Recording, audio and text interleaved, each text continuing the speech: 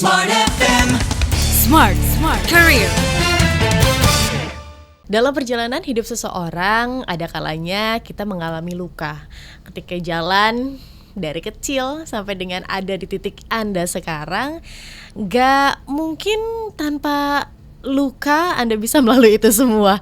Karena namanya kita berjalan, kadang-kadang kita juga harus luka, harus sakit. Nah, mungkin ada luka-luka dari masa lalu, inner child yang mungkin belum selesai, itu mempengaruhi kehidupan profesional Anda. Seperti apa itu dampaknya dan bagaimana menyelesaikannya? Tasya Rustama dalam podcast Smart Career di kesempatan kali ini akan temani Anda. Kita akan berbincang tentu saja bersama dengan ahlinya, seorang psikolog, Mbak Ayu Sutomo. Halo Mbak Ayu. Hai Tasya, apa kabar? Baik, terima kasih ya udah bersedia datang ke podcast Smart FM. Oke, sama-sama. Kita mau ngomongin sebuah topik yang sempat hype begitu ya. Kayaknya sekarang juga masih hype gitu, soal inner child nih Mbak Ayu, berdamai dengan inner child. Kalau dari sisi seorang Mbak Ayu sendiri, apa sih dampak dari mungkin tidak terpenuhinya inner child dari seseorang tapi dalam konteksnya profesional? Oke, kalau kita berbicara mengenai inner child itu kan ada bagian dari luka emosi itu kan ya, yang dialami di masa kecil. Kemudian ada yang emang kelihatan terang banget gitu kan ya, sehingga mengganggu keberfungsian individu itu sampai dewasa. Ada juga yang memang samar-samar gitu, seolah-olah itu nggak kenapa-napa, hidup terus berjalan secara surface gitu, baik-baik aja. Tapi pada akhirnya itu mempengaruhi banyak hal yang kecil-kecil gitu, keputusan-keputusan pada saat bersikap atau bertindak, bagaimana memandang sesuatu, bagaimana kemudian melihat suatu masalah atau peristiwa gitu kan. Nah, hal-hal itu berpengaruh. Nah, kalau kita berbicara mengenai profesional, karir, itu kan semua itu kan masuk ke situ gitu kan ya. Sehingga ketika ada sesuatu yang mungkin belum selesai di masa lalu, masih terbawa sampai sekarang, belum selesai, itu bisa jadi tidak disadari dan tidak diselesaikan, atau disadari tapi belum selesai dengan baik gitu kan ya, belum ketemu cara meregulasinya, dan pada akhirnya berdampak pada bagaimana memandang sesuatu, bersikap, berperilaku, termasuk dalam konteks profesional dan karir. Oke. Ada nggak sih Mbak Ayu orang yang benar-benar sadar bahwa oke, ini inner child saya begitu kan ya, kemudian dipelihara, dijaga dan nggak diselesaikan begitu ya secara sadar dari pengalaman yang Mbak Ayu sendiri? Ada, karena itu kan butuh keberanian untuk menyelesaikan itu. Jadi ketika kita menyadari bahwa kita punya luka, kemudian kita tahu bahwa ini akan berdampak sesuatu gitu kan ya, butuh keberanian besar untuk kemudian membuka helai demi helai nyampe ke dalam ujungnya gitu, dan kemudian melihat masalah itu dari sudut pandang yang berbeda, mereframing itu gitu kan. Itu butuh keberanian yang besar dan butuh upaya yang besar juga. Makanya kan gak semua orang berani datang ke psikolog. Karena ketika datang ke psikolog artinya mengakui kelemahan diri. Ada proses perubahan yang rasanya itu gak nyaman, tapi ketidaknyamanan itu harus dilalui untuk nyampe ke satu titik yang lebih baik gitu kan ya. Sudah terbiasa kok dengan pola misalnya menyalahkan orang lain, menyalahkan anak buah, menyalahkan tim-tim yang lain gitu. Dan ya udah, emang aku orangnya begitu gitu kan. Tapi kan disadari itu akan menghambat karir Anda loh. Itu akan mengganggu stabilitas dengan tim loh, kayak gitu kan. Nah, kalau kemudian itu nggak diubah tuh akan ada banyak hal yang terdampak. Makanya yuk ubah yuk. Enggak, tapi udah nyaman dengan yang kayak gini karena kan sudah polanya seperti itu. Maka butuh keberanian untuk kemudian mengakui, menyadari, mengakui, dan kemudian mau pelan-pelan mengubah itu gitu, Tasya. Karena kan membuka diri ya, dilihat secara telanjang begitu kan oleh orang lain yang kita tahu dari psikolog itu kan nggak mudah ya, Mbak Yo. Apalagi kalau misalnya kita udah ada di satu titik tertentu yang mungkin kayak butuh pencitraan lebih. Dari pengalaman yang Mbak Yo sendiri, untuk bisa berdamai dengan inner child ini seperti apa sih baiknya? Oke, jadi kalau mau berdamai dengan diri kita, satu, kita perlu dulu punya kesadaran bahwa perilaku yang saya out, kan biasanya keluar itu kan perilaku ya, perilaku atau perasaan-perasaan yang saya sering nggak nyaman, nggak oke gitu kan ya. Kemudian perilaku-perilaku yang kadang disadari atau tidak mengganggu lingkungan atau bahkan tidak menyamankan kita, itu kita sadar dulu atas itu gitu. Lalu mau akui bahwa oh iya ya, emang ada hal nih yang nggak oke di dalam diriku gitu. Nah habis itu gitu kan ya, kalau udah ketemu gitu kan ya, perasaan nggak nyamannya itu, kemudian perilaku-perilaku yang kita sadari itu mungkin nggak memberikan dampak buruk untuk lingkungan kerja, karir dan profesional.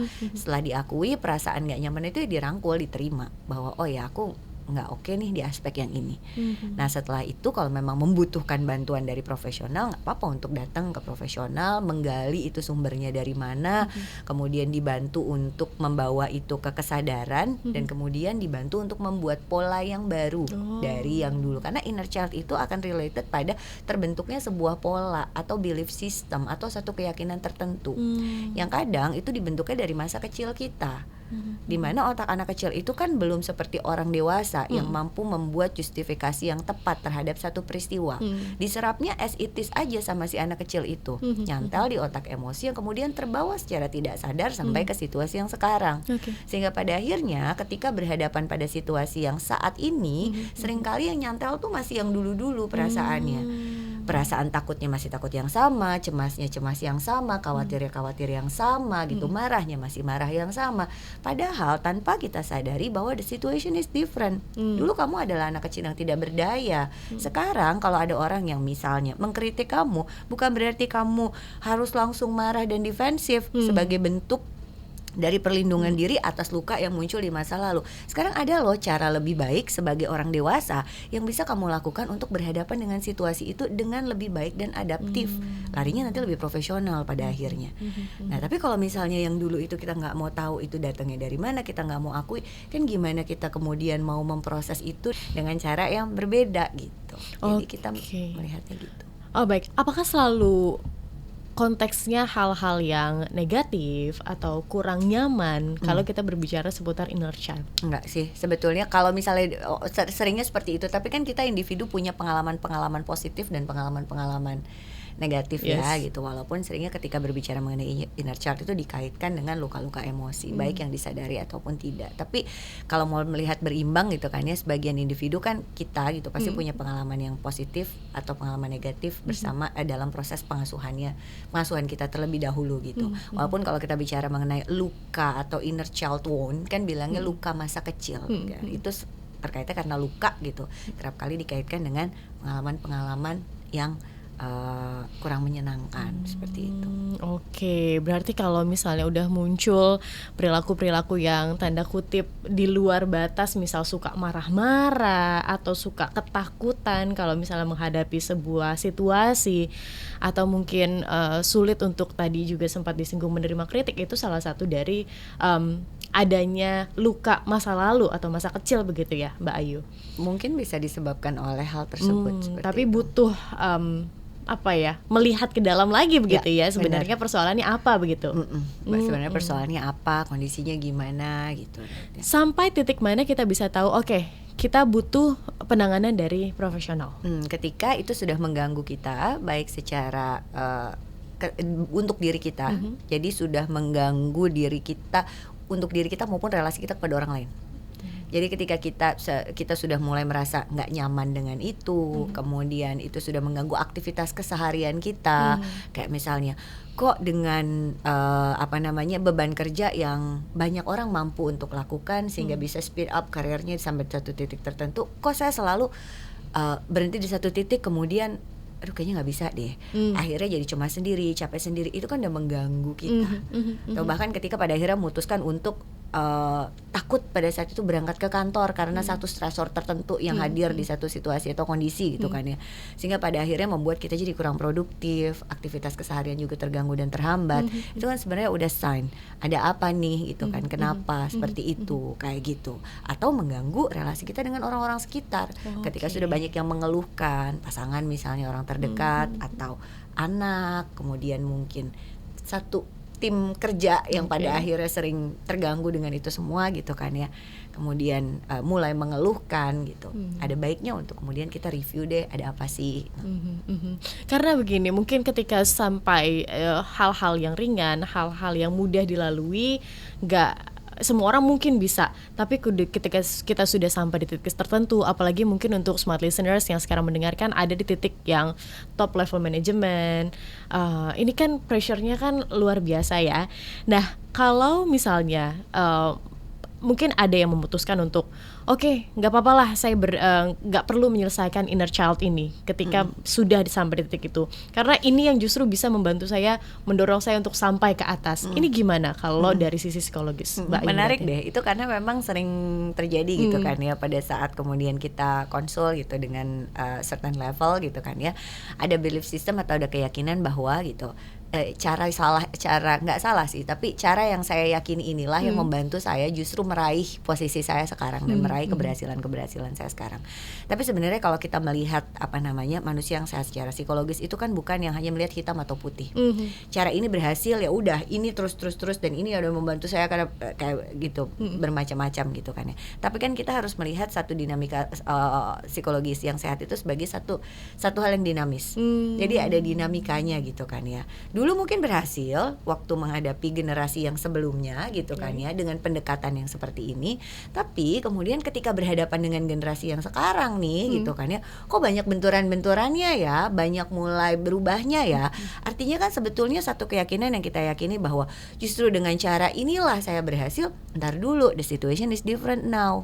Makanya perlu lebih adaptif nih. Ketika kemudian kita kesulitan untuk menjadi adaptif dengan situasi itu, sebetulnya kita perlu untuk mencari kenapa ya kok saya susah sekali untuk bisa menjadi adaptif dengan situasi tersebut. Nah, itu yang perlu kita lihat. Apakah ada belief system yang salah, ada keyakinan-keyakinan yang mungkin udah nggak tepat lagi dipakai di situasi yang sekarang. Karena orang sehat secara psikologis itu mampu untuk melihat mana belief system yang masih bisa kita pakai dan efektif di situasi yang sekarang, mana yang sebetulnya itu adalah bawaan dari masa lalu dan it's not effective anymore in this situation. Oke, menyadari hal itu ya. Oke, wow, sebenarnya unik ya, Mbak Ayu, kita bahas seputar emosi, seputar psikologis, karena kadang-kadang saya pernah nonton film begitu, dia kabur dengan apa yang ada di dalam dirinya, bahkan dirinya aja tuh nggak bisa mengontrol dirinya. Ini kan menarik begitu ya, apalagi kita ngomongin seputar inner child yang itu udah berlalu. Bahkan saya juga pernah dengar kalau misalnya apa yang kita lalui di kandungan ibu itu juga berdampak pada diri kita di masa ini ya. Menarik sekali. Saya nantikan pembicaraan kita lainnya Mbak Ayu dalam program Smart Career. Terima kasih sudah datang. Tapi sekali lagi mungkin kita informasikan kepada smart listeners, kalau mau tahu lebih lanjut, mau tahu tentang diri kita lewat, atau juga mungkin smart listeners ada yang butuh bantuan para psikolog, gimana caranya untuk menghubungi Mbak Ayu? Boleh ke Instagram aja @ayusutomo. Nanti di sana ada link yang menghubungkan ke beberapa tempat saya praktek. Oke, silahkan smart listeners bisa langsung diakses dan Anda bisa dengarkan episode-episode lainnya. Kita pamit ya Mbak Ayu, dan akhir kata saya Tasya Rustama dan Mbak Ayu Sutomo. Kami pamit undur diri. Terima kasih dan sampai jumpa. Smart FM. Smart Career. Make your future better.